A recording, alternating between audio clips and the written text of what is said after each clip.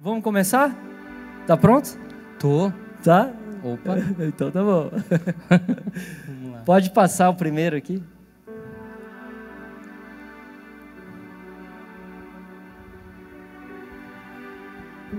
Aleluia. Ao vivo, irmãos, ao vivo.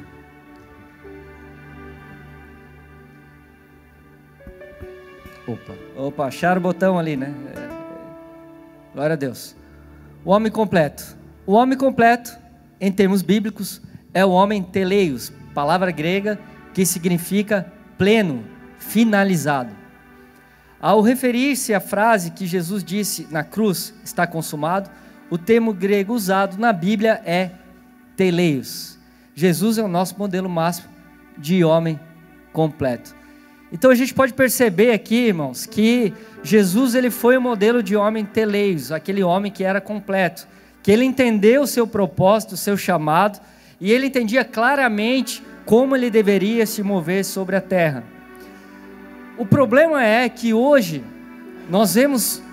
a gente percebe isso, que muitos homens se sentem incompletos e, para assustar, passam às vezes anos dentro da igreja e ainda parece que está faltando alguma coisa. Ainda parece que está faltando uma palavra. Parece que está faltando um direcionamento. Parece que está faltando alguma coisa. E aí ele começa a querer se completar, a procurar se completar em outras coisas que não é Deus. E aí nós passamos a ter um problema sério. Pastor? O que você acha disso? Dessas muletas? Então, na verdade, quando a gente pensa na palavra teleios aí, que bom que caiu na prova aquilo que eu sabia. Na verdade, essa palavra também é usada quando nós falamos que nós precisamos alcançar ou chegar à estatura de varão perfeito. Essa palavra perfeito, ela também quer dizer teleios, não é?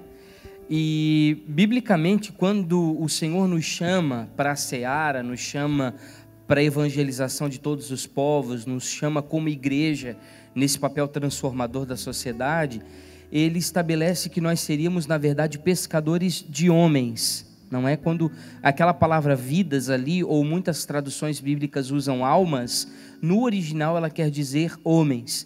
Está falando da humanidade, está falando do homem completo, desse homem pleno, desse homem vivificado e que pode alcançar essa nova plataforma de vida através do novo nascimento.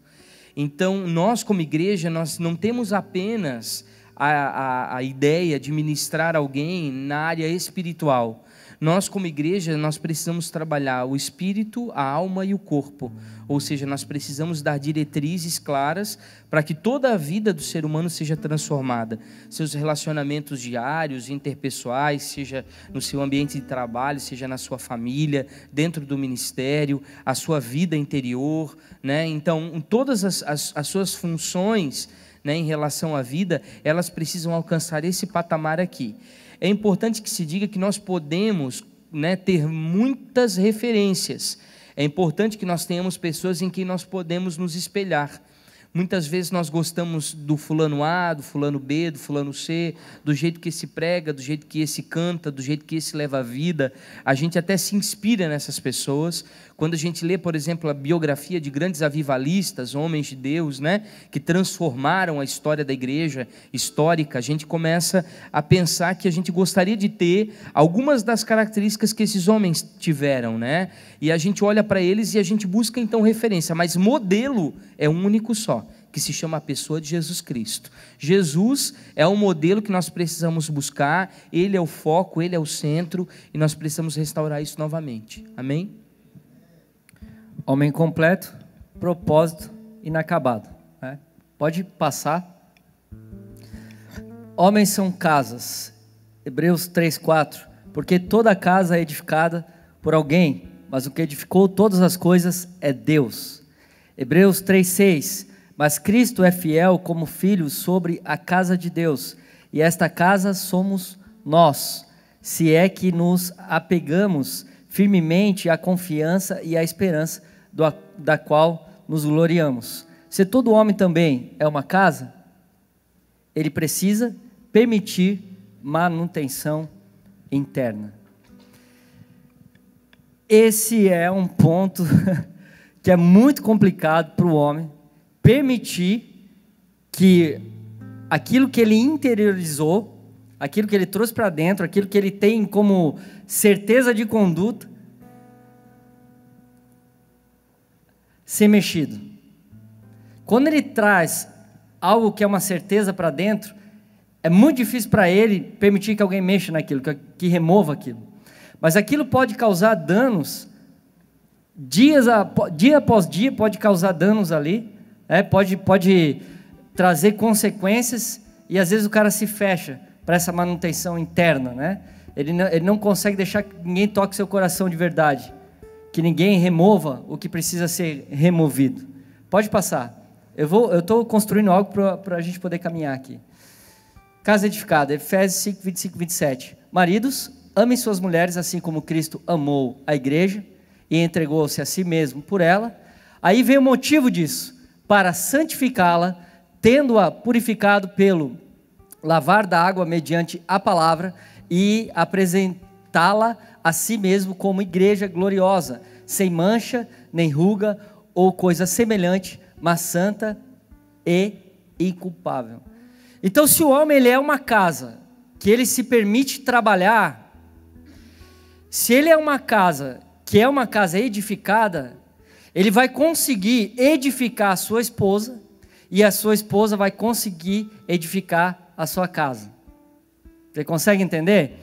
Então, para o homem edificar a mulher, para ele poder fazer aquilo ali, santificar a esposa, poder trabalhar na sua casa, e é responsabilidade do homem ter esses momentos com a esposa, é ele que vai gerar isso, é ele que vai lavar pela palavra. Então primeiro ele precisa permitir a ação da palavra aqui dentro, para depois ele ter esse momento com a esposa, e poder cumprir o propósito. Aí, olha só, quando nos apresentamos para Jesus, a provável pergunta dele será: como está a sua esposa? Então, eu vou refletir aquilo que, na verdade, eu permiti que o Senhor trabalhasse. Eu vou refletir em casa a verdade que eu carrego aqui dentro. Eu vou refletir em casa aquilo que foi mexido aqui dentro.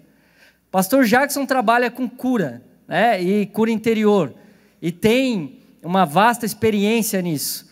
E é muito difícil, irmãos, muita gente se fecha, homens principalmente se fecham, quando ele está dentro de um ambiente desse. Ele não se deixa trabalhar. Aí ele tem dificuldade de trabalhar em casa também, de trabalhar com algumas coisas que deveriam ser primeiro trabalhado nele. Ele tem dificuldade de comunicar coisas que já deveriam ter sido resolvidas dentro dele há muito tempo. Então, como ele vai discipular a sua esposa se ele não é um homem discipulável?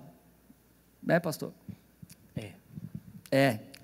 A gente, nesse tempo de experiência, a gente tem uma facilidade maior.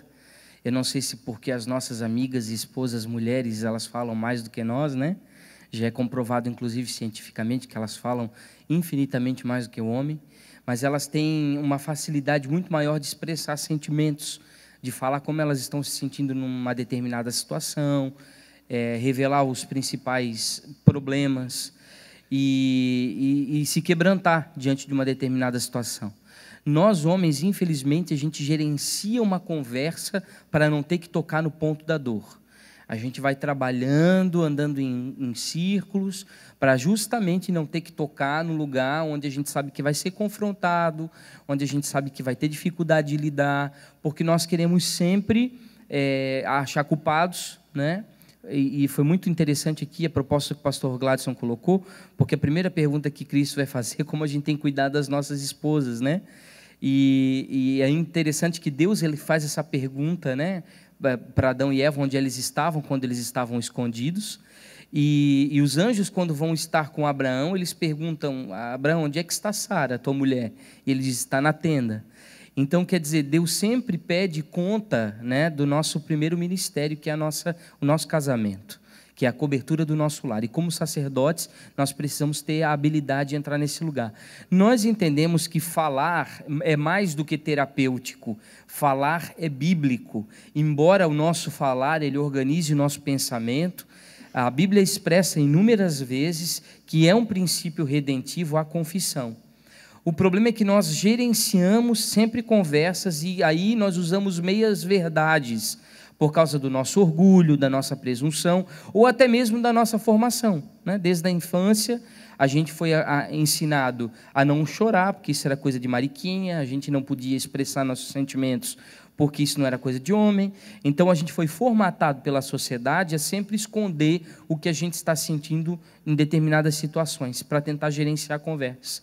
E aí, quando a gente está na vida adulta e a gente encontra a maturidade, que era para a gente abrir o nosso coração com mais facilidade e lidar com os problemas, a gente não fala.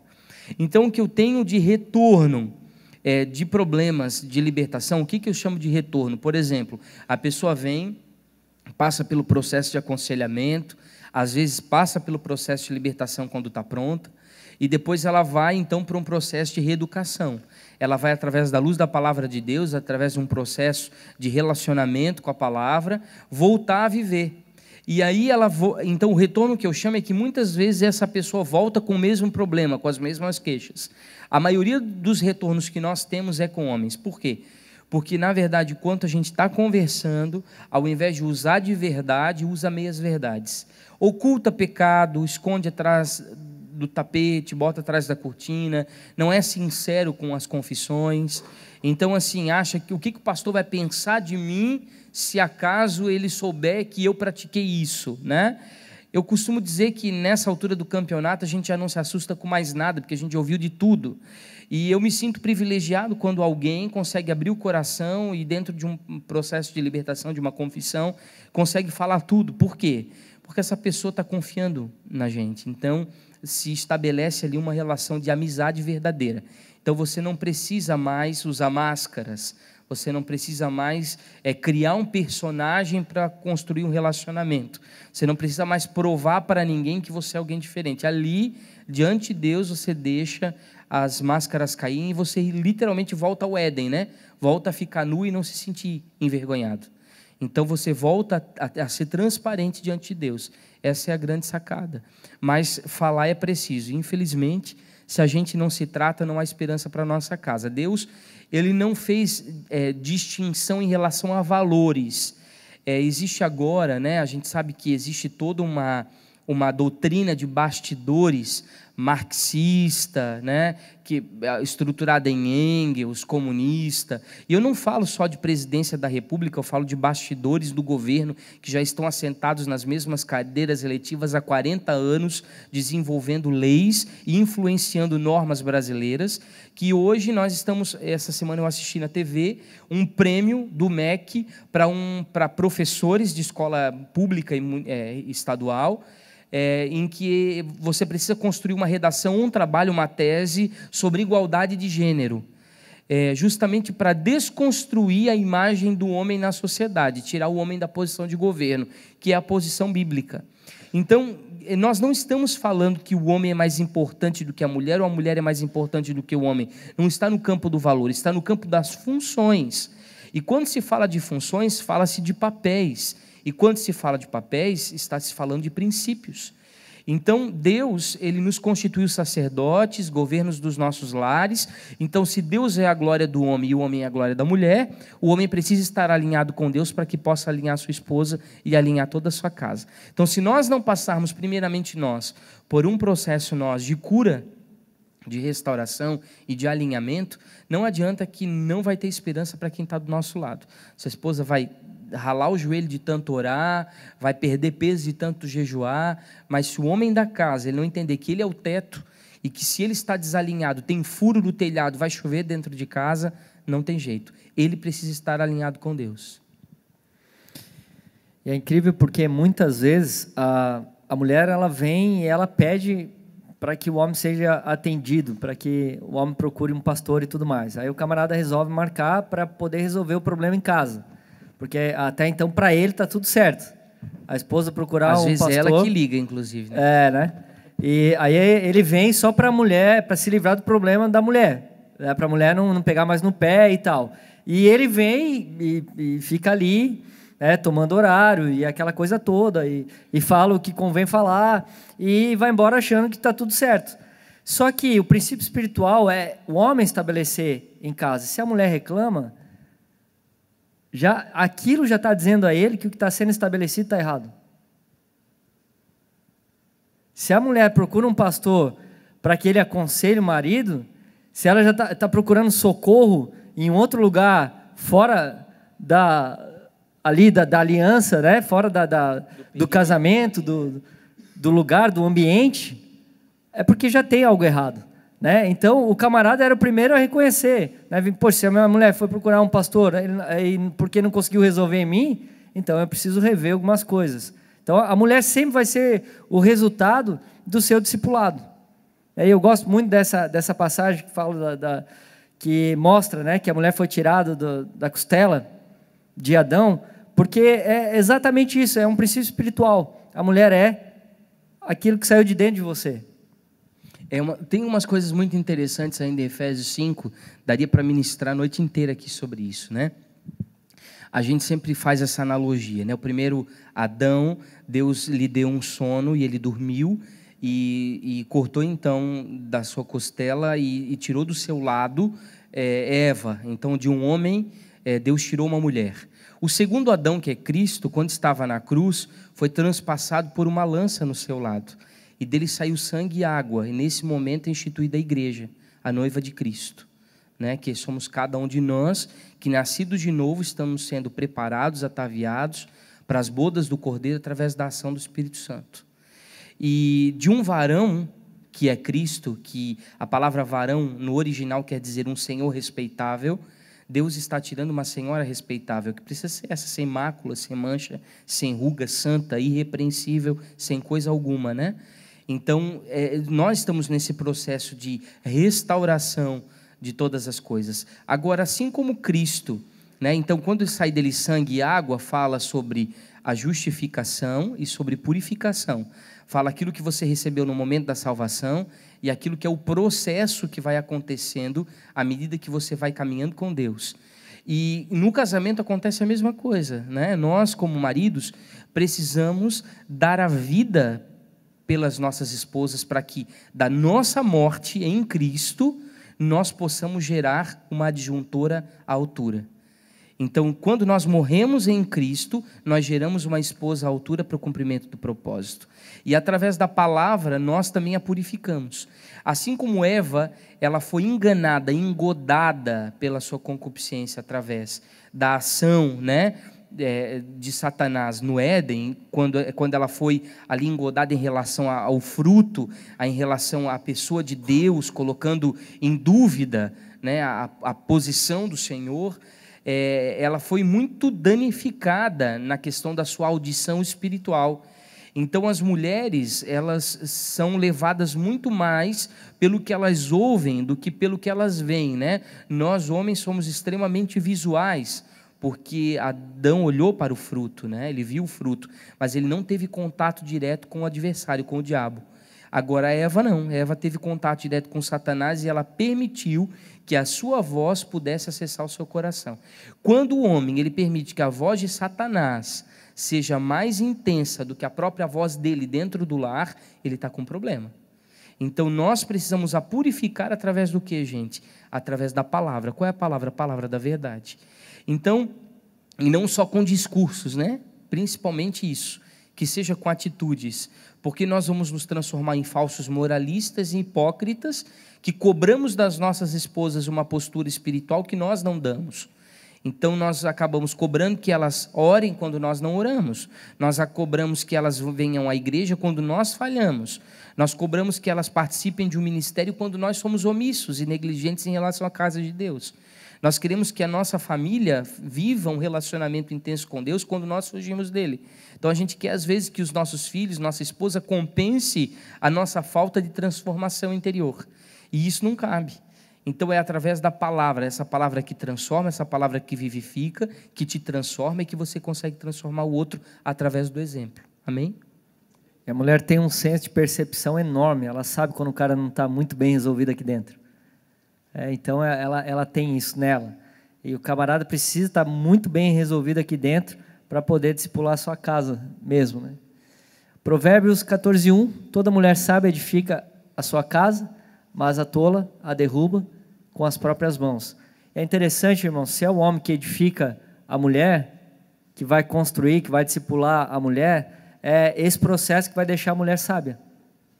Então, o homem, quando ele tem esse tipo de relacionamento, quando ele se preocupa em lavar mediante a palavra, que ele tem esse momento com a esposa, tem esse momento com a mulher, ele vai estar transformando ela espiritualmente em uma mulher sábia. Ele está edificando a sua própria casa. Amém? Então, isso é muito legal, porque traz a responsabilidade para cada um, não apenas para pastores e líderes, para cada um de nós, de termos esse momento em casa, ter esse momento com a família e tal. E filho, irmãos, filho é um barato, porque o filho ele não vai fazer o que você fala, ele vai fazer o que vê você fazendo, não vai ter jeito. Então, se você orar, ele vai ser um menino de oração. Se você for um cara de leitura na palavra, você vai ver que seu filho vai ter interesse por leitura. Agora, se você... Tudo que você faz quando chega em casa é ligar a TV e ficar ali, num canal de televisão, é o que seu filho vai fazer também. Aí não adianta dar crise quando vê seu filho que não quer mais vir num culto, ou a esposa que às vezes não acompanha. Não adianta. Se você estabelecer primeiro, você vai ver que vai dar a condição espiritual para que a coisa vá para o lugar na sua casa. A mulher cumprirá seu objetivo se primeiro o homem entender o dele. O homem precisa entender claramente qual é o seu objetivo em Deus, para que o resto da casa entenda. Há uma responsabilidade aqui, e essa responsabilidade ela está sobre nós. Pode passar. Homem versus médico, há uma briga grande, Vemos que muitos homens não vão ao médico com medo do possível diagnóstico. Aí a pergunta para o pastor Jacques: você acha que pode acontecer o mesmo em termos de aconselhamento? Claro, sem dúvida. Essa é uma condição. É interessante a gente voltar a falar sobre o papel do homem dentro do lar, ainda falando sobre isso, que o primeiro Adão, ele então é homem, e o segundo Adão é homem. Poderia ser diferente, claro que poderia, mas lá em Gênesis, quando diz que da semente da mulher nasceria um que pisaria a cabeça da serpente, isso explica que Maria, ela ovulou, ela teve o período fértil, e tendo o período fértil, Deus mandou a semente do céu. Eu não sei se todos sabem disso, mas geneticamente, quem define a quantidade de bebês é a mulher, se vão ser gêmeos, se é um só. Agora, quem define o sexo do bebê é o macho, é o homem. Então, Deus, quando mandou esse gameta para fecundar o óvulo de Maria, ele sabia que ele estava trazendo ao mundo um homem chamado Jesus, para estabelecer o governo que tinha sido perdido. Então, em Jesus, nós como homens temos a responsabilidade de estabelecer o governo do reino dentro das nossas casas. E por que a gente não consegue vivenciar isso a nível social, na comunidade, no ambiente de trabalho? Por que a gente vê tantos desequilíbrios em relação à função homem e mulher? Porque dentro de casa as coisas estão bagunçadas. Dentro de casa as funções estão perdidas, os papéis estão perdidos. Então isso acaba refletindo lá. Outro dia eu vi uma numa loja que eu fiquei pasmo, assim, tipo uma mulher testemunhando até, falando assim, o homem depende em tudo da mulher. Até para ser gerado ele dependeu da mulher. Você acredita que eu ouvi uma coisa dessa, cara? E às vezes essa é a linha de raciocínio que as mulheres têm, de total dependência. O homem é total dependente. E a gente deveria olhar com olhos mais sérios e mais responsáveis para isso que está acontecendo. Volto a dizer para vocês, se nós estávamos vivendo um tempo de crise, de falta de homens no Brasil, nós vamos ver ainda mais nos próximos anos. Nos Estados Unidos já existe o que a gente chama de feminilização do comportamento masculino. As mulheres saem de terno e gravata e laptop para o mercado de trabalho, vão para os grandes centros econômicos para ganhar dinheiro, enquanto o homem fica em casa cuidando das crianças e cuidando da casa. Tem algum problema de a gente fazer serviço de casa? Claro que não. Entretanto, esse não é nosso papel. Isso é complicado, inclusive, para a construção da personalidade da criança. porque ela precisa da figura paterna e da figura materna para que ela não cresça invertida nos seus valores, inclusive sexuais. Porque a criança começa a olhar daí a mãe como referência, o menino, por exemplo, começa a olhar a mãe como referência, olha para o pai e não quer ser como o pai porque o pai é marginalizado dentro da família, acaba ficando perdido num limbo chamado falta de identidade e acaba sendo uma presa fácil para problemas de perversão e de desvio sexual mais tarde. Então, nós precisamos cuidar muito com essa questão, porque esses valores americanos, eles são incutidos hoje dentro da família brasileira. Então, estão nos desenhos animados, né? Estão nas informações que são passadas para as nossas crianças, né? Tem um desenho agora da Peppa, que o papai é que faz o bolo de aniversário para o filho, enquanto a mãe fica trabalhando no computador. A porquinha lá, o senhor Pig e a senhora Pig. Existe um outro desenho chamado Family Guy também, que o homem é totalmente marginalizado. A gente vê isso nos Simpsons, lá nos anos 80, sendo trazido até hoje. Então, a gente vê aí uma série de informações sendo repassadas para a gente de uma maneira bastante deturpada em relação à figura do homem dentro do lar. Inclusive na Galinha Pintadinha, né? Tem uma canção que diz que a galinha ficou doente, o galo nem ligou. Os pintinhos é que foram chamar o seu doutor, ou seja, as crianças é que tomaram a responsabilidade da mãe doente, porque o pai é um banana, né? Um omisso, um negligente, e não se responsabiliza em cuidar da esposa. Então, as crianças é que tem que tomar a frente do lar, os filhos é que tem que governar a casa, porque o pai ele se neutralizou nessa situação. Então, a gente precisa voltar a pensar que tipo de valores a gente está transferindo para os nossos filhos através do nosso comportamento. Volto a dizer, existe todo um trabalho, né? Vamos lá atrás, né? Na época da Revolução Industrial, lá no século XIX, os pais saíram do campo, vieram para os grandes centros, trabalhar nas fábricas, abandonaram o lar. As mulheres também começaram a trabalhar horas e horas fora do trabalho, inventaram a creche. A situação familiar ela se degradou, então já não tinha mais o papel do pai nem o papel da mãe. E hoje a gente está vivenciando uma revolução, né? Porque os pais, por eles serem ausentes, eles tentam viver uma vida de compensação com esse filho e também eles acabam entendendo que essa criança, porque ela tem um acúmulo muito grande de informação, ela já está madura e preparada para a vida, quando não. E aí essa criança acaba mandando em casa, né? Então, a figura do pai foi perdida, a figura da mãe. E os filhos acabaram coordenando toda a família. E aí, lá no século XIX, começa, então, todo um movimento das minorias, para que essas minorias elas tenham elas tinham um objetivo. O comunismo, né, utópico, ele acredita, falando um pouco agora, não de politicagem, mas falando de construção ideológica e filosófica da política, ele tem a ideia de que, o socialismo, de que a família, como uma entidade primária da sociedade, ela precisa ser destruída, porque o capitalismo está diretamente ligado a essa construção que a gente conhece chamada família. E eles começaram a trabalhar isso com os proletários, né, com o pessoal chão de fábrica. Só que esse povo começou a ganhar dinheiro, começou a melhorar na vida, teve sua casa, seu carro, e começaram a entender que podiam abrir seus próprios negócios e saíram dessa área que eles viviam de mentalidade sindicalista e começaram a pensar de uma maneira capitalista. Eles perderam o grande grupo que eles trabalhavam. Então, eles foram inteligentes porque, desde essa época, eles estão trabalhando minoria. Né? Então, estão trabalhando em defesa de todo e qualquer ser humano e de toda e qualquer causa.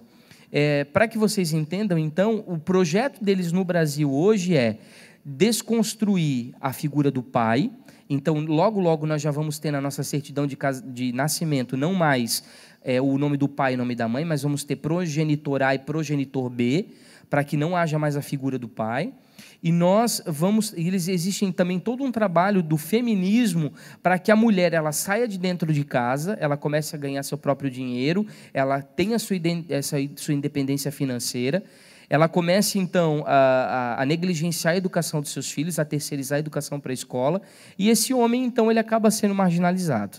Então, gente, o que a gente está falando aqui é que se nós hoje, tendo acesso a todo esse tipo de informação, e tendo acesso a todo entendendo tudo isso que está sendo trabalhado, né, por esse espírito de anticristo, que já vem sendo trabalhado já nos bastidores de uma forma tão intensa, se nós não hoje não nos submetermos a um tratamento intensivo em Deus, não haverá esperança para a nossa família daqui a alguns anos. Então nós precisamos pensar na educação dos nossos filhos daqui a algum tempo. Meu filho tem 4 anos, eu já estou preocupado com que tipo de informação ele vai receber na escola. Eu estou preocupado que tipo de pai ele vai ser para os filhos dele. Eu estou preocupado que tipo de marido ele vai ser para a esposa. E eu já estou, de alguma maneira, hoje em casa, preocupado, estou mais edificando ele do que qualquer outra coisa, porque eu estou preocupado com a condição dele daqui a alguns anos, não é? E eu não gostaria que ele passasse pelo mesmo que a gente está passando. Porque a gente está tendo que matar muita coisa no peito, está tendo que, sabe, morrer bem morrido, para poder dar jeito na coisa, porque as informações foram passadas para a gente de uma maneira muito deturpada, muito corrompida.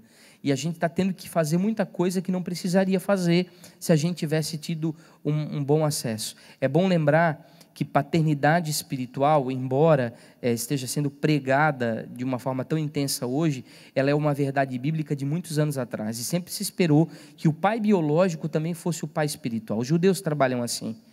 Então, eu preciso entender que o meu filho ele precisa de um pai biológico, mas eu também preciso ser pastor dele. Eu não posso encaminhar para o pastor da igreja e achar que o pastor da igreja vai fazer o trabalho que eu deveria fazer em casa. Quem tem que fazer sou eu.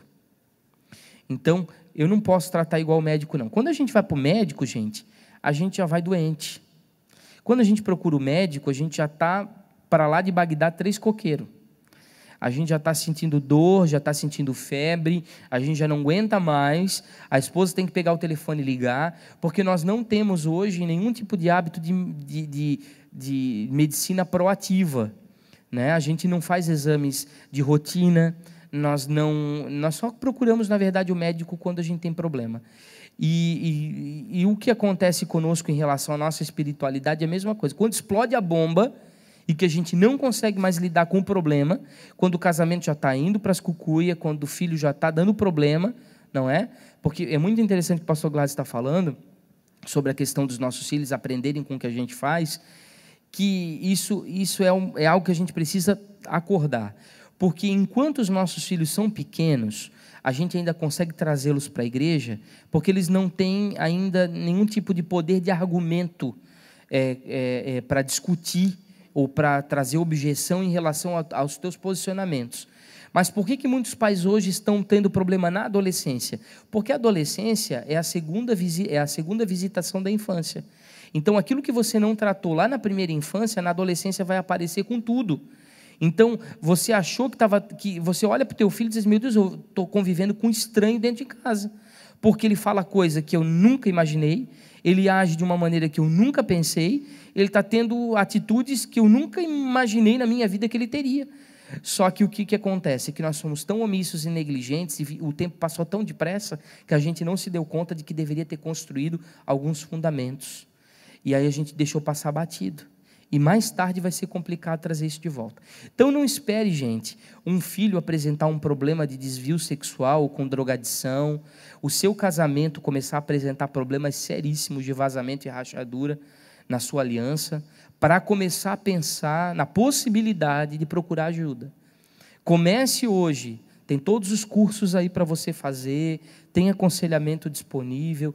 Você precisa entrar em Deus para começar a consertar coisas que aquilo que você não consegue coordenar na sua vida hoje enquanto é pequeno, enquanto você consegue lidar, mais tarde vai ser complicado. Se o povo de Israel tivesse obedecido a Deus lá atrás em Jericó e tivesse destruído todos os povos do mar, os habitantes das terras altas, Davi não precisaria ter lutado contra Golias, que era um descendente filisteu.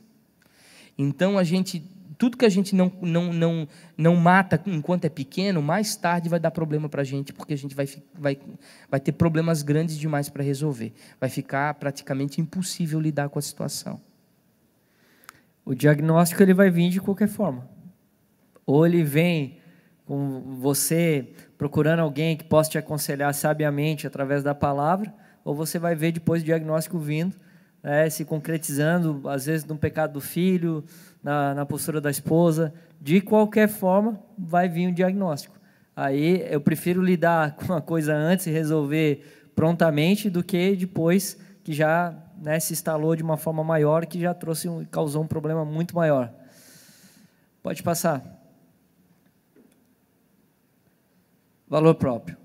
O verdadeiro valor não vem de algo que adquirimos ou realizamos. Adquirir e realizar são valores externos que podem formar uma camada protetora, entre aspas, para homens que se sentem inferiorizados. Como um homem pode mudar a maneira de ver a si mesmo? Porque, às vezes, o homem também ele tem contato com tudo isso que a gente falou, TV, programas, e aí ele chega em casa, ele também é inferiorizado de alguma forma, e aí, cara, se instalou, né? Daqui a pouco ele está acreditando que ele é uma figura menor mesmo. Como lidar com isso? É pressão de todo que é lado, né, gente? E, na verdade, isso está muito ligado à nossa paternidade. Paternidade, ela dá 3 coisas. Ela dá visão, ela dá direção e ela traz segurança. Então, isso constrói a nossa identidade. Quando a nossa paternidade falha, e aí você pode pensar assim, não, pastor, mas eu tive um pai. Eu conheço pessoas que tiveram um pai, mas foram órfãos. Quando a gente começa a ministrar sobre orfandade, e a gente começa a pensar sobre o papel de um pai dentro do lar, e a gente vê o quanto os nossos pais, mesmo tentando com boas intenções serem bons, o quanto eles falharam, e o quanto isso contribuiu para os problemas que a gente tem hoje, é que a gente começa a avaliar que a gente era órfão mesmo tendo pai. Nós éramos órfãos de pais vivos, né? Isso eu acho que é mais danoso do que você saber que talvez você nunca tenha tido um pai, ou você não conheça seu pai, enfim. Mas saber que você tem um pai e esse pai não cumpriu com o papel é muito complicado. Mas isso está ligado à nossa identidade. Então, hoje nós somos considerados pelo que nós temos e pelo que nós fizemos. Então, se você tem uma boa conta bancária, se você tem uma boa casa, um bom carro, se você tem uma boa condição financeira, se você tem status, então você é considerado alguém importante dentro da sociedade. E aquilo que você faz também é extremamente importante. Então, hoje as pessoas, elas não dão mais valor para o caráter. Hoje elas dão valor para a personalidade. Então, o caráter é algo interior, que está escondido, está oculto. Muitas pessoas não veem a sua integridade, porque são coisas que são práticas da sua vida num campo que está longe da visão das outras pessoas. Agora, a personalidade, que é o que se valoriza hoje, as pessoas querem saber se você é inteligente, se você é intelectual, se você é extrovertido, se você é uma boa companhia, se você é bem-humorado. Então, você é considerado alguém. Então, a gente começa, de alguma maneira, a se adaptar às exigências do padrão social. Então, eu preciso trabalhar de uma forma abrupta, gastando toda a minha vida e valorizando aquilo que eu ganho, para poder o quê, gente? Para poder manter uma aparência, não é? E também eu tenho que manter uma postura para garantir que as pessoas gostem de mim. Então, isso está ligado muito ao complexo de inferioridade, síndrome de depreciação, pela falta de construção da minha identidade, pela falta dos valores que a paternidade deveria ter fundamentado dentro de mim.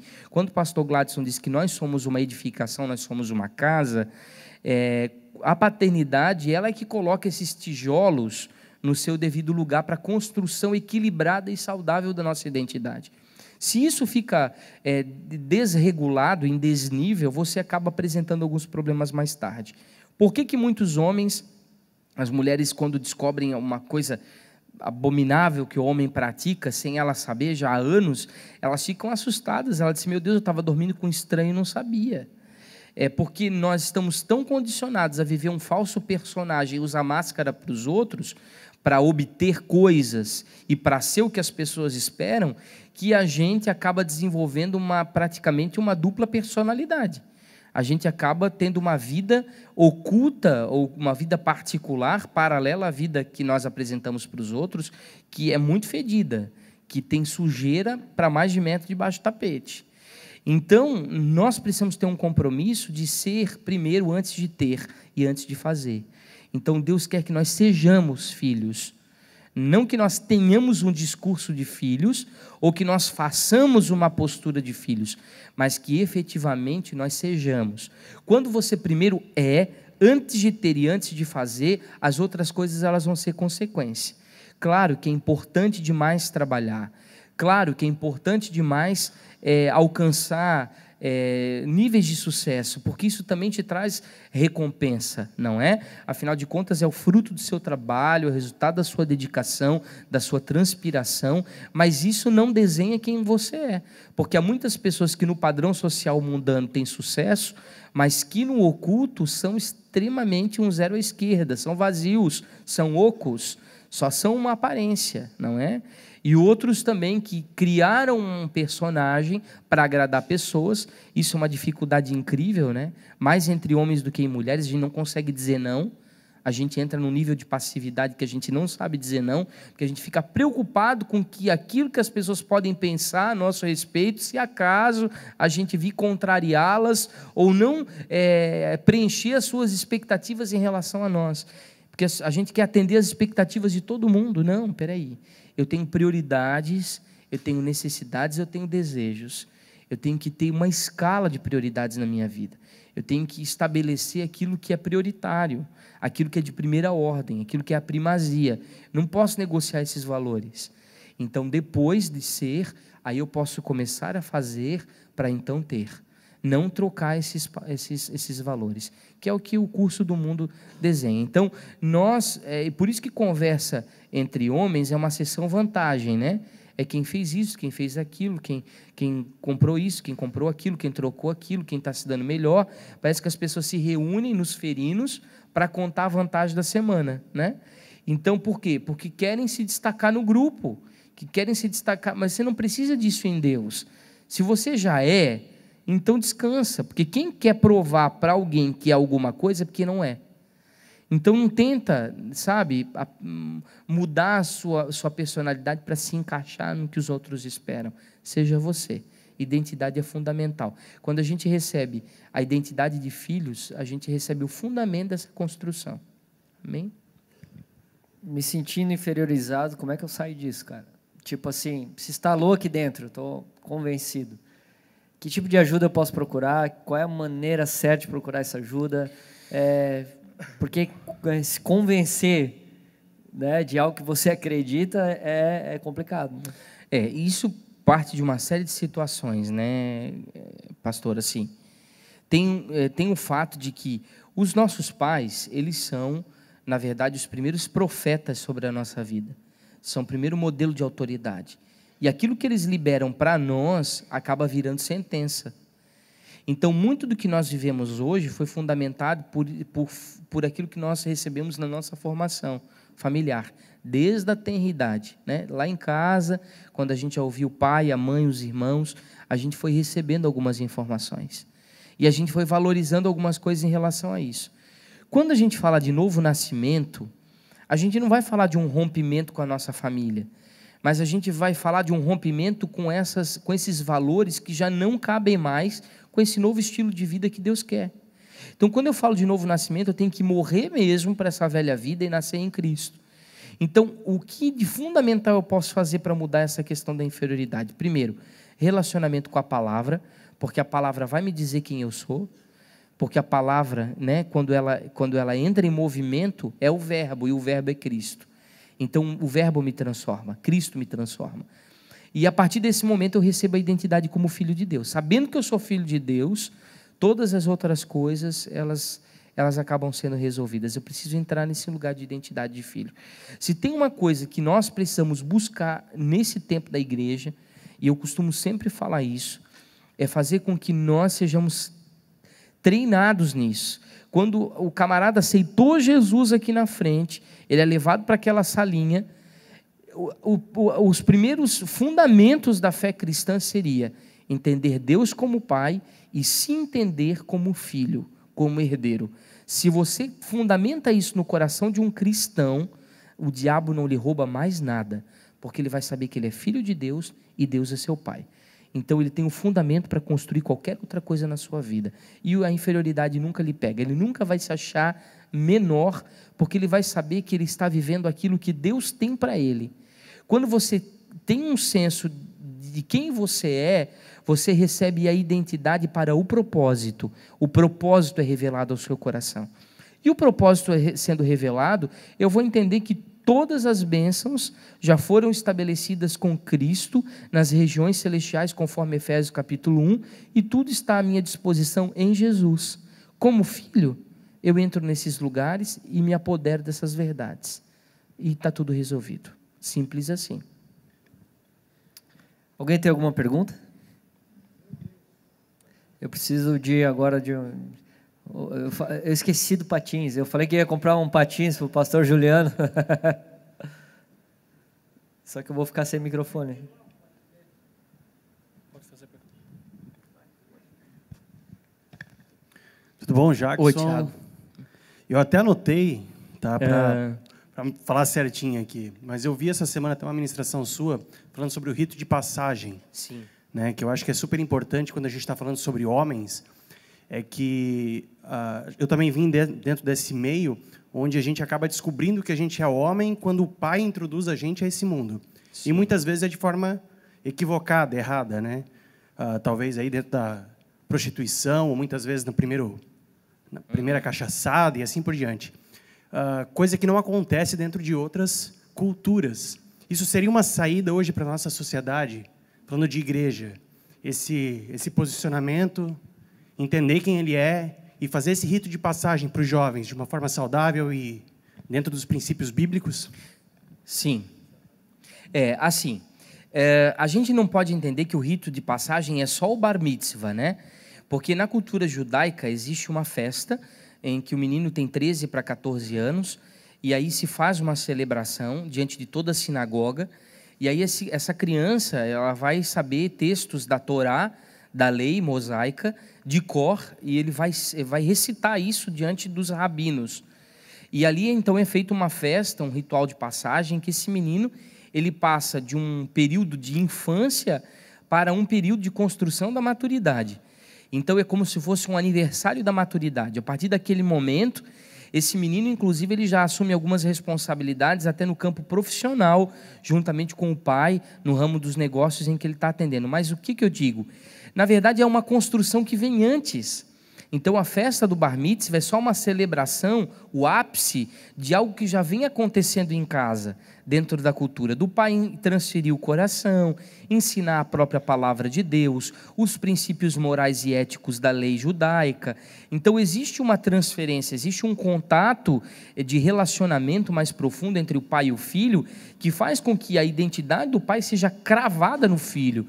E aí, quando acontece o Bar Mitzvah, é só, na verdade, uma manifestação pública daquilo que já é construído de uma maneira familiar, nos bastidores, sem que ninguém saiba, sem que ninguém perceba. Então, a gente não pode achar que o rito de passagem vai substituir isso, que precisa ser um período de construção. Agora, o que acontece, assim, falando um pouco daquilo que o Tiago está trazendo, é que em outras culturas, além, obviamente, dessa cultura judaica, a gente vê, por exemplo, os índios americanos, eles recebem nomes como lobos, como ursos, né? A gente conhece, né, a história dos índios chavantes e tudo mais, e eles acabam o quê? Eles vão para dentro nas montanhas e eles precisam fazer a sua caça. E depois dessa caça, então, ele já é conhecido como homem na tribo. Ele pode, inclusive, escolher uma das moças da tribo para se casar. E isso a gente consegue ver, inclusive, entre os índios brasileiros, né? E aí existe toda uma preparação. Esse menino, ele vai ficar 3 dias, às vezes, dentro de um rio para pescar um bom peixe. E ele vai ter o nome trocado, ele vai receber um novo nome, que não é o nome que ele recebeu quando nasceu, porque agora ele está preparado para assumir algumas responsabilidades. Aí, fazendo uma analogia conosco, com a nossa cultura latina, infelizmente o nosso rito de passagem foi o quê? Quando a gente estava incomodando demais em casa, na adolescência, e a mãe reclamava para o pai dizia assim, já sei o que eu vou fazer com esse rapaz. Aí levava na casa da luz vermelha para o homem ter a primeira relação com uma prostituta, né? Acabava também tendo uma festa de família e o pai ficava todo orgulhoso quando o filho tomava um porre, porque o filho era homem, já tinha tomado o primeiro porre dele. Acaba também que ele brigou na escola ou brigou em algum lugar na rua e ele chega em casa todo arrebentado, mas o pai soube que ele também bateu. Então o pai fica feliz porque ele é homem, porque ele pagou com a mesma moeda lá fora. Então os nossos valores latinos, infelizmente brasileiros, nessa misturança que a gente vive de cultura, estão muito corrompidos, não é? Então, dentro de um padrão do reino de Deus, nós deveríamos voltar com o exercício da paternidade, no sentido de transferir o coração, né, de construir um relacionamento com os nossos filhos, de participar da vida dos nossos filhos, de entender que ser pai é uma das maiores responsabilidades, das mais desafiadoras, embora seja uma grande virtude, não é? Um grande presente que os céus nos dão, como oportunidade de encontrarmos a maturidade nisso também, porque a gente se encontra como homem, se encontra como pai. Também é importante entender que esse ser, ele está sob a nossa responsabilidade. Os filhos são a herança de quem? Do Senhor. Nós somos apenas mordomos. A gente está sob um aspecto de tutoria, de mentoria sobre eles, mas eles não são nossos. E Deus vai nos requerer, né, responsabilidade sobre aquilo que nós estamos transferindo como pais. Então, aí vai acontecer o rito de passagem, talvez naturalmente, né? Então, cada etapa é um ciclo de passagem. Quando a gente entende que a nossa vida é cheia de ciclos, né? E cheia de ritos. Quando a gente estava lá na barriga da nossa mãe, quentinho, recebendo todos os nutrientes pelo cordão umbilical, estava muito confortável.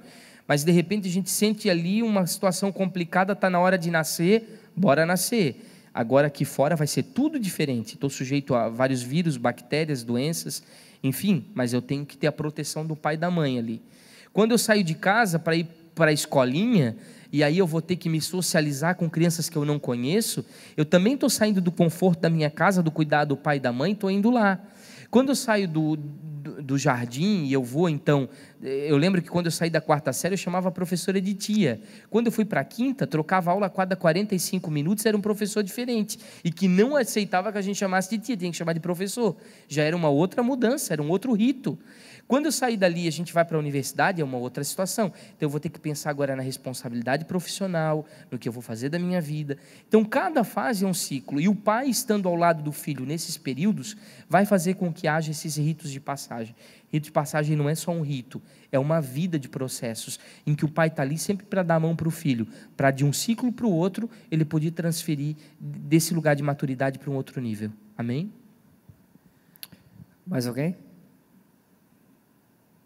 Desencorajaram?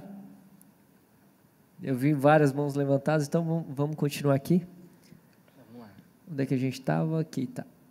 Moral diversificada. Honestidade, integridade, cumprimento de promessas, pagamento de contas, fidelidade com a esposa, santidade no olhar, são algumas questões morais que o homem precisa viver. Senso moral errado pode ser imperceptível? Claro, sem dúvida.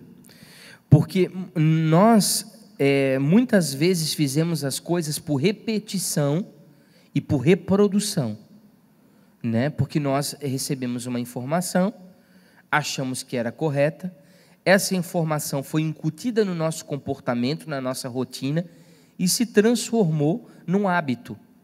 Então, muitas vezes, nós não temos esse crivo, esse senso, essa percepção do que é justo, do que é injusto, do que é certo, do que é errado, do que é moral, do que é imoral, porque nós recebemos informações deturpadas e corrompidas em relação à nossa construção.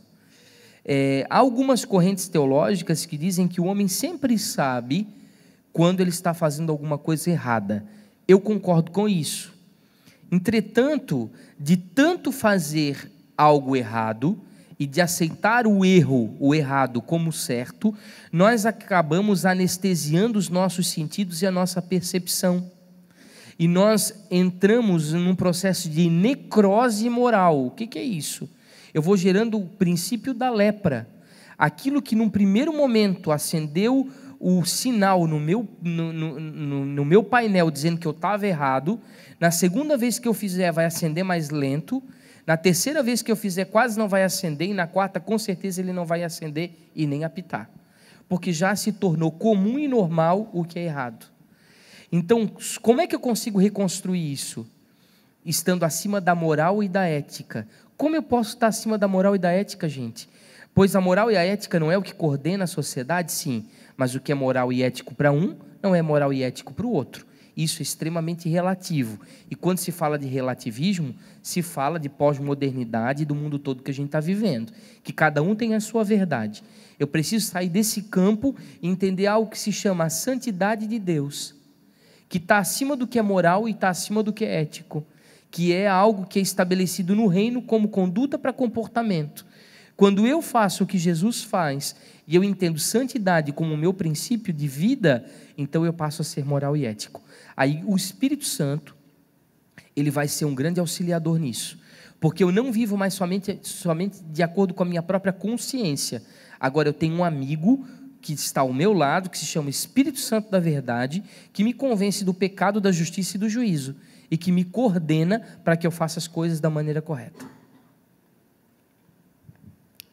Muito jóia. Pergunta? Alguém? Então vamos lá.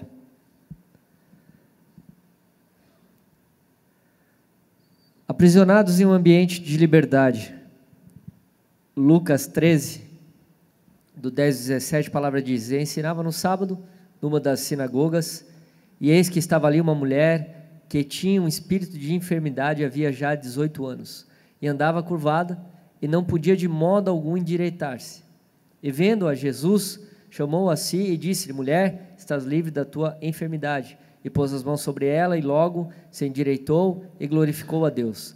E tomando a palavra, o príncipe da sinagoga, indignado porque Jesus curava no sábado, disse à multidão: 6 dias há em que é mister trabalhar, nestes, pois, vinde para seres curados, e não no dia de sábado. Respondeu-lhe, porém, o Senhor e disse: hipócrita, no sábado não desprende da manjedoura cada um de vós o seu boi e jumento, e não leva a beber? E não convinha soltar desta prisão, no dia de sábado, esta filha de Abraão, a qual há 18 anos Satanás tinha presa? E dizendo ele isto, todos os seus adversários ficaram envergonhados, e todo o povo se alegrava por todas as coisas gloriosas que eram feitas por ele. Eu separei essa palavra porque a gente vê que é uma filha de Abraão, indo numa sinagoga, que era o lugar onde era lido as leis, onde era compartilhado a palavra, e que há 18 anos ela estava ali encurvada, e fala de estrutura interna, aquilo foi atingido. Então a gente vê alguém que entra dentro de uma promessa, que pode ter a salvação, e mesmo assim ainda está aprisionada, por Satanás. Está num ambiente onde a palavra é dita, mas ainda está aprisionada. Isso vale para homens. Isso prova que às vezes a pessoa está num ambiente, ela está ouvindo a verdade, mas ela não se permite, ela não permite que essa verdade atinja a sua estrutura interna. Ela não permite que a palavra entre ali. Isso é muito comum, né, pastor? É assim. Existem muitos absurdos que são cometidos no campo da libertação. Nós precisamos entender o que é espiritual, o que é emocional e o que é físico. Amém? Isso é uma situação que vai nos exigir muito discernimento. Paulo fala que nós somos espírito, alma e corpo. Então ele coloca como em primeira importância, nesse padrão, o princípio espiritual. Porque nós somos seres espirituais. Amém? Quando Deus... Nós infelizmente recebemos algumas informações erradas também na nossa construção científica, né? Dentro de um processo, inclusive, de educação. A gente aprendeu que existe o reino animal, o reino vegetal e o reino mineral, sendo que existem 4 reinos. Existe um reino chamado reino sacerdotal, que é o reino do Filho do seu amor, do qual nós fizemos parte como mordomos de toda a criação. Então, nós somos chamados para governar sobre os outros 3 reinos. Nós não somos animais racionais, tal qual a ciência tenta comprovar. Na verdade, nós não somos animais, nós somos, na verdade, feituras à imagem e semelhança de Deus. Então, o primeiro padrão é entender que o nosso primeiro recurso precisa ser resolver no espiritual. Se a gente não consegue, então a gente vai para as outras vertentes. Por exemplo, uma mulher de 45 anos começa a apresentar sérios problemas ligados à depressão.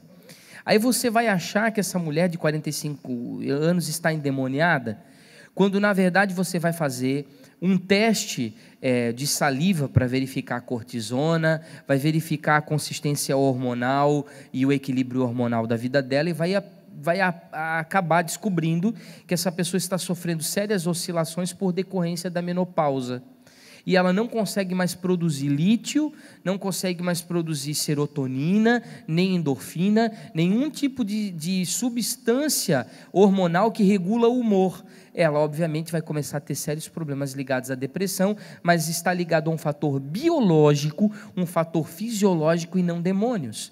E aí tem pastores que chegam na igreja e tacam a mão na cabeça dessa pessoa e começam a expulsar o capeta, quando na verdade essa mulher precisa tomar remédio. Então, até que esse período passe. Então, a gente não pode também espiritualizar o que é natural e nem naturalizar aquilo que é espiritual. Também tem gente que cai endemoniada na igreja, o pastor vai lá e dá água com açúcar, né? Porque acha que a pessoa está passando mal, teve uma vertigem. Não, gente, ela está endemonizada. Então, a gente precisa ter esse discernimento. A primeira coisa que a gente precisa ver. Aqui tem 3 coisas muito fortes. Tinha um espírito de enfermidade. Quando a Bíblia fala doença, a Bíblia está falando de fatores biológicos, fisiológicos. Quando a Bíblia trata enfermidade, está ligado ao fator espiritual. Então, existem muitas patologias, muitas enfermidades que nós sofremos hoje, que têm um transfundo espiritual. Então, você vai em médico, faz uma série de exames e não se encontra resultado nenhum, não tem causa, só tem sintoma. Fica fazendo uma série de tratamentos ano após ano, tentando inúmeros remédios e não consegue achar solução. Pode contar que o transfundo disso é espiritual. Quando a ciência não consegue comprovar, obviamente o fator é espiritual. Precisa entrar em Deus aí para conseguir resolver isso. Outra coisa, né? Era filha de Abraão, como o pastor Gladson falou. Então, muitas vezes nós já temos o entendimento de quem é Jesus, de quem é Deus. Sabemos que somos herdeiros da promessa, como Israel de Deus, mas não conseguimos entrar nesse lugar de transformação. Isso é muito perigoso. Eu posso lembrar daí de Jefté, em Juízes capítulo 11, versículo 18, que conta a história do valente e valoroso Gileadita, que era um exímio conhecedor de estratégia de guerra, um cara que tinha vencido muitas guerras em nome de Deus, e que era de Gileade. Gileade era o lugar onde era produzido o bálsamo, ele era do lugar da cura, e o nome do pai dele também se chamava Gileade, tal qual a cidade que ele vivia. Então ele é um cara que ele estava dentro do lugar da cura, mas ele era um cara doente. E a gente vê que ele compromete o sucesso da sua família, né? Dedicando a sua própria filha para sacrifício. Ele não tem nenhum conceito de autoridade, porque ele não se submete aos anciãos de Israel, ele quer ser por cabeça sobre eles, ele não respeita aquilo que é para ser respeitado. Ele vai para o deserto de Tobi, um lugar medonho, terrível, e se junta com homens levianos, ou seja, um cara marginalizado, um cara com uma série de problemas ligados à inferioridade. Por quê? Ele era lugar de cura, mas ele era filho de uma prostituta, não tinha sido tratado, era fruto de um adultério do pai, um cara doente. Então, muitas vezes nós podemos estar dentro da igreja, envolvidos no ministério, comprometidos com a casa de Deus, mas interiormente doentes, enfermos, sabe, com legalidades expostas e escancaradas por uma série de demônios, porque nós não entramos em Deus como nós deveríamos, né? Então, há 18 anos, Satanás tinha essa mulher presa, frequentando a sinagoga e tinha convicção da sua identidade como filha de Abraão. Então, nós podemos passar anos dentro da igreja, se nós não tivermos um contato com as áreas de debilidade e de vulnerabilidade, de fraqueza do nosso caráter, nós não vamos conseguir usufruir plenamente daquilo que Deus tem para nós. Amém? E a palavra deu essa condição de tempo, 18 anos, não falou que nasceu assim. Então, foi algo que foi acontecendo com o passar do tempo, né? Exato, porque nós vamos nos tornando religiosos. Nós achamos que uma frequência num culto, nós achamos que um ritual de vinda dentro de uma igreja, de participação da igreja, já vai resolver os nossos problemas. Não, gente. Nós precisamos literalmente nascer de novo e entrar em Deus, ter um relacionamento com Cristo, com a sua palavra. Amém? Mudar de vida, se deixar transformar. Glória a Deus. Vamos ficar de pé? Passa rápido, né? Acabou? Nem doeu? E eu já sabia apavorado que aqui. O Jackson ia ser tipo o Juscelio, quando a gente viu, acabou. Apavorado aqui. Vamos ter que chamar de novo. Amém. Não vai ter jeito. Glória a Deus. Eu vou aproveitar, claro, né, pastor Jackson aqui nessa noite, para ele fazer essa oração final, então. Depois a gente vai ter um jantarzinho lá atrás, está todo mundo convidado. É free, então fica tranquilo. Amém? Amém. Tem homem que já até sorriu aqui para mim. Eu quero sugerir que vocês façam que tenham uma tarefa de casa. Existe uma palavra no YouTube que nós postamos lá, se chama Padrões Redentivos do Reino. Eu gostaria muito que, se você pudesse chegar na sua casa, nós já disponibilizamos isso já na internet gratuitamente, para que todo mundo pudesse ter acesso. É só botar lá Jackson Mevão ou Jackson de Aquino, bota Padrões Redentivos do Reino, e assistam essa ministração. Ela vai falar pontualmente o que nós precisamos nos mobilizar interiormente para receber essa restauração e essa cura. Amém? Eu acho que lá vai estar a receitinha daquilo que a gente precisa fazer, qual o caminho que a gente precisa tomar. Amém, gente? Oramos? Amém, queridos? Feche seus olhos, põe a mão no seu coração. Pai de graça, nós não queremos ser religiosos. Nós queremos fugir da hipocrisia. O Senhor não tem problema com o pecado, o Senhor tem problema com a falsidade. Muitas vezes, Senhor, nós permitimos que o Senhor nos toque, mas tão superficialmente. E algumas situações estão acontecendo nas nossas vidas porque o Senhor está nos empurrando para mais perto do centro da sua vontade, para que haja uma plena e profunda restauração e libertação. Nós não queremos deixar que o Senhor toque, fazendo apenas massagens no nosso ego e nas nossas emoções. Nós queremos ter um relacionamento profundo e verdadeiro contigo, Senhor. Nos leva, Senhor, a sermos sacerdotes segundo a Tua ordem. Nós queremos alcançar esse lugar de plenitude na Tua vontade, onde nós possamos viver o Teu propósito, saber que somos filhos, ter uma identidade em Ti. Nos leva, Senhor, a cuidar bem das nossas casas, a conduzir, Senhor, da maneira correta as nossas famílias, a cuidar e amar as nossas esposas, a protegê-las, a cuidar dos nossos filhos, a ampará-los debaixo de uma educação sacerdotal. Nos ajuda, Senhor, a recuperar esses valores que foram perdidos e que a religiosidade, em que o sistema mundano tentou roubar da nossa identidade. Por favor, Senhor, nos leva para esse lugar, em nome de Jesus. Amém? Glórias a Deus. Muito obrigado, gente.